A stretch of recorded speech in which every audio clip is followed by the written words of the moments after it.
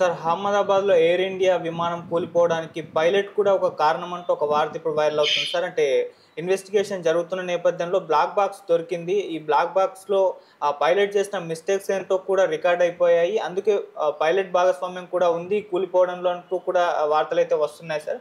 మరి ఈ black box అంటే ఏంటి? ఇందులో అసలు ఏం రికార్డ్ అవుతుంది? మరి నిజంగా ఇప్పుడు పైలట్ మిస్టేకే ఉందా సార్? దీనికి సంబంధించి ఇప్పటివరకు ఎక్కడి వరకు ఇన్వెస్టిగేషన్ వచ్చింది?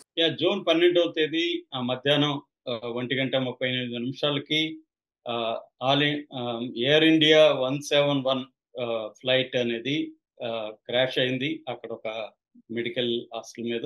ఇప్పటివరకు అందుతున్న సమాచారం ప్రకారం 241 మంది అంటే ఒక రమేష్ విశ్వరూప్ అనే 40 ఏళ్ల వ్యక్తి మాత్రమే బతికాడు. మిగతా అందరూ చనిపోయారు. అట్లాగే ఒక 75 మంది వరకు మెడికల్ స్టూడెంట్స్ కూడా చనిపోయారు అని చెప్తున్నారు. ఇంకా కూడా అది పెరిగే అవకాశం. ఈ నేపథ్యంలో ఇప్పుడు అందరి దృష్టి కూడా ఎందుకు ఈ యాక్సిడెంట్ జరిగింది? అంటే ఒక భయాందోళన అనేవి ఆహ్, అందరిలో చోటు చేసుకున్నాయి. ఎందుకంటే ఇవాళ below middle class, lower middle class people కూడా ఫ్లైట్‌లలో ఎక్కుతున్నారు. సో, విపరీతంగా ఫ్లైట్ జర్నీ అనేది జరుగుతోంది.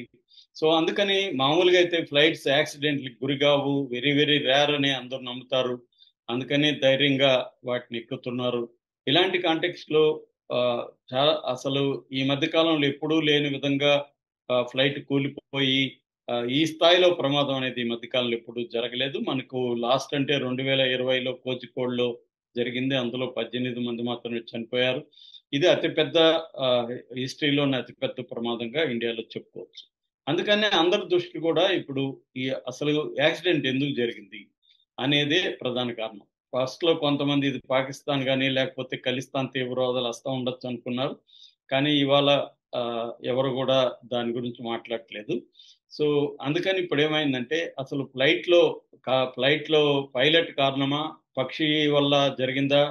లేకపోతే ఆ బోయింగ్ 787-8 అనే డ్రీమ్ లైనర్ విమానంలో ప్రాబ్లమా? ఎందుకంటే అది కూడా ఇప్పటి వరకు డ్రీమ్ లైనర్ విమానం ఈ స్థాయిలో ఎప్పుడు కూడా ప్రమాదం జరగలేదు. ఫస్ట్ టైమ్ జరిగింది.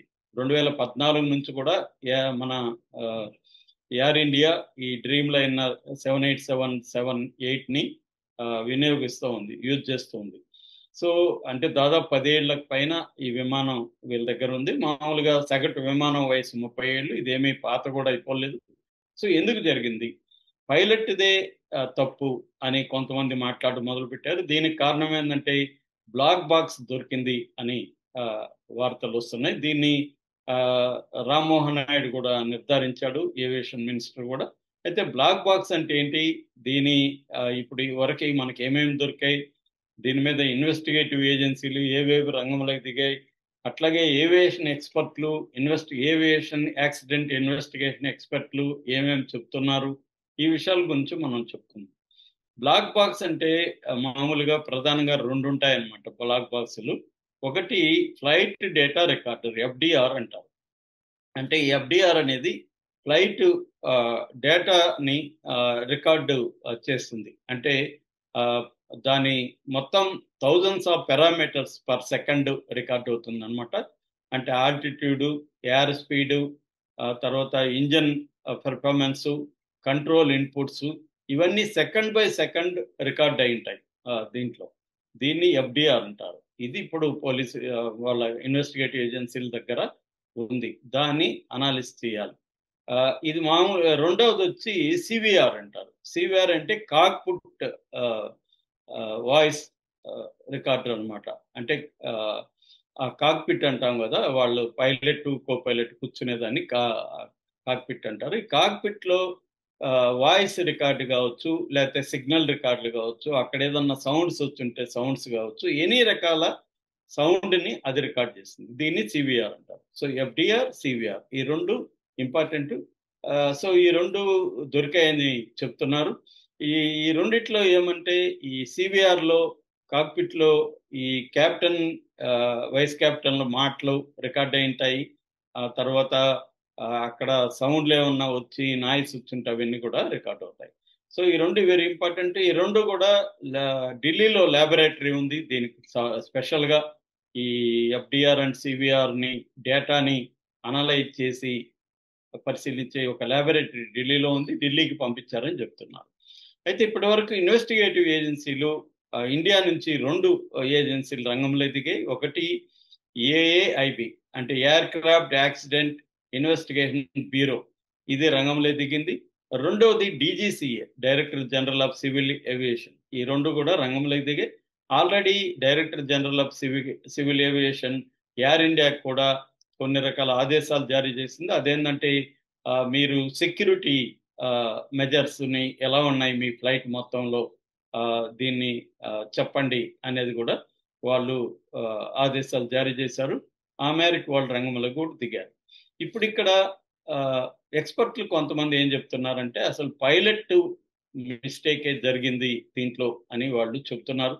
దీనికి ప్రధాన కారణం ఏంటంటే ఒకటి ఇంజన్ ఫెయిల్యూర్ కి దారి తీసింది. ఇంజన్ ఫెయిల్యూర్ కి దారి తీయడం అంటే ఏంటంటే పవర్ లాస్ట్ అయింది, ఎలక్ట్రికల్ సాఫ్ట్వేర్ ఫెయిల్యూర్ అయింది. దాన్ని గుర్తించడంలో పైలట్ ఫెయిల్ అయ్యాడు అనేది నెంబర్ 1. అంటే ఇంజన్ ఫెయిల్ అవ్వడానికి power supply electrical software fail అయ్యింది, దాన్ని పైలట్ గుర్తించడంలో ఫెయిల్ అయ్యాడు. 2, ఫ్లాప్ కాన్ఫిగరేషన్ అంటారు. ఫ్లాప్ కాన్ఫిగరేషన్ అంటే వింగ్ ఫ్లాప్స్ అంటారు, వింగ్స్ ఉంటాయి కదా, దాన్ని రిట్రాక్ట్, అవి తెరుచుకొని మళ్ళీ మూసుకుంటాయి. అది ఇన్కరెక్ట్లీ సెట్ చేశారు. అంటే 23వ రన్వేలో అది వెళ్తున్నప్పుడు దానికి ముందు కరెక్ట్గా కాన్ఫిగర్ చేయాలి. ఆ కాన్ఫిగర్లో చిన్న మిస్టేక్ వచ్చినా కూడా ఇక్కడ ప్రాబ్లం వస్తుంది.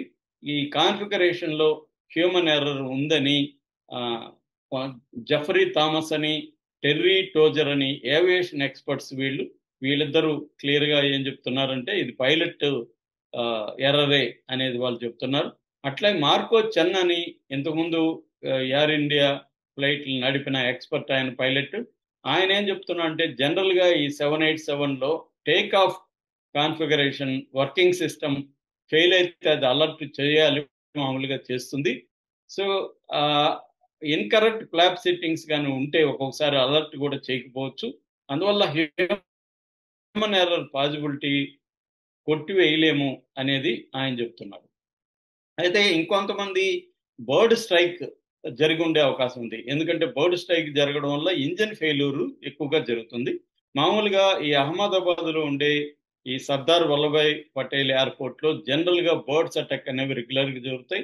టోటల్గా 5 ఏళ్లలో గుజరాత్లో 462 ఇన్సిడెంట్లు ఇలాంటివి జరిగాయని చెప్తున్నారు. కాబట్టి బర్డ్ అటాక్ని కూడా కొట్టి పారేయలేము అనేది చెప్తున్నారు. డాక్టర్ వందన సింగ్ అనే ఆమె కూడా ఎక్స్పర్ట్. ఆమె ఏం చెప్తుందంటే వీడియో ఫుటేజ్ నేను పరిశీలించాను, దాన్ని బట్టి ఇది ఎలక్ట్రికల్ అండ్ సాఫ్ట్వేర్ ఫెయిల్యూరే అని ఆమె చెప్తుంది. అట్లాగే కొంతమంది ఏం చెప్తున్నారంటే ఎన్విరాన్మెంటల్ ఫ్యాక్టర్స్ కూడా పనిచేశాయని. ఎందుకంటే జనరల్గా అక్కడ 40 డిగ్రీల సెల్సియస్ ఉష్ణోగ్రత ఉంది. ఆ టైంలో ఎయిర్ తిన్నుగా ఉంది. ఎయిర్ తిన్నుగా ఉన్నప్పుడు ఫ్లాప్ సెట్టింగ్లో చిన్న తేడా వచ్చినా కూడా అదేమవుతుందంటే లిఫ్టింగ్ థ్రస్ట్ అంటారు, తిన్న ఎయిర్లో థ్రస్ట్ ఇంకా ఎక్కువ బలం కావాలి. సో దాన్ని దృష్టిలో పెట్టుకొని కాన్ఫిగర్ చేయాలి. సో మైనర్ కాన్ఫిగరేషన్లో మిస్టేక్స్ ఉన్నా కూడా ఇటువంటి ఎన్విరాన్మెంట్ కండిషన్లో అది కూలిపోయే అవకాశం ఉంది. ఎందుకంటే మొత్తం 59 సెకండ్లలో గాలిలోకి 625 అడుగుల ఎత్తుకి లేసి అది కూలిపోయింది. సో ఎన్విరాన్మెంట్ ఫ్యాక్టర్స్ ఉండొచ్చు అనేది చెప్తున్నారు. ఇంకొంతమంది ఏం చెప్తున్నారు, మెకానికల్ అండ్ మ్యానుఫ్యాక్చరింగ్. అంటే 787-8 అనే ఈ డ్రీమ్ లైనర్ మామూలుగానే చాలా అడ్వాన్స్డ్, ఇప్పటి వరకు ఎక్కడా కూడా ఈ స్థాయి ప్రమాదాలు జరగలేదు. వాళ్ళది వేరేది 737 అనేది జరిగింది తప్ప 787 జరగలేదు. అయితే దాంట్లో కొన్ని ప్రాబ్లమ్స్ ఉన్నాయని గతంలో కొంతమంది చెప్పారు. అదేంటంటే ఫుసిలేజ్ పార్ట్స్ని స్పేస్ సరిగ్గా లేకపోవడం, ఎర్రర్ ఉంది అనేది గతంలో కూడా చెప్పారు అనేది కొంతమంది చెప్తున్నారు. ఇంకొంతమంది ఎక్స్పర్ట్లు ఏం చెప్తున్నారంటే గ్రౌండ్ అంటే విమానం ఆగి ఇంకా బయలుదేరక ముందు దాని చెకింగ్ అనేది తరవుగా చేయాలి. ఇండియాలో దీనికనే కాదు, గ్రౌండ్ చెకింగ్ అనేది ఎవరు కూడా సరిగ్గా చేయరు. అందులో ఇంజనీర్లు అసలు ఉండరు, ఏదో గుడ్డిగా చేసేసి పంపించేస్తుంటారు. అదే దుబాయ్ లాంటి చోట్లయితే కంప్లీట్గా 3 సార్లు చేస్తారు. సో ఇక్కడ ఆ, ఆ, అది ప్రాబ్లం ఉంది అనేది చాలా మంది చెప్తున్నారు. అందుకని మన విమానాలు చాలా లోపభూయిష్టంగా ఉన్నాయి. గ్రౌండింగ్ అంటారు. గ్రౌండింగ్ అంటే ఆపేస్తారు కింద, ఆ, ఎగరకుండా గాల్లో. అలాగా ఎయిర్ ఇండియా విమానాలకి మొత్తం 118 వాళ్ళ దగ్గర ఉంటే 18 విమానాలు గ్రౌండింగ్ లో ఉండిపోయినాయి. ఇక గో ఎయిర్ అయితే మొత్తం ఎంటైర్ 54 విమానాలు గ్రౌండింగ్ లో ఉండిపోయినాయి. ఇప్పుడు గో ఫస్ట్ అనే దాన్ని పిలుస్తున్నారు. ఇండిగో అయితే వాళ్ళ దగ్గర మొత్తం మన దేశంలో డొమెస్టిక్ దీంట్లో మార్కెట్లో ఇండిగోకి 63% ఉంది. వాళ్ళ దగ్గర 410 విమానాలు ఉంటే అందులో 70 విమానాలు గ్రౌండింగ్ లోనే ఉన్నాయి.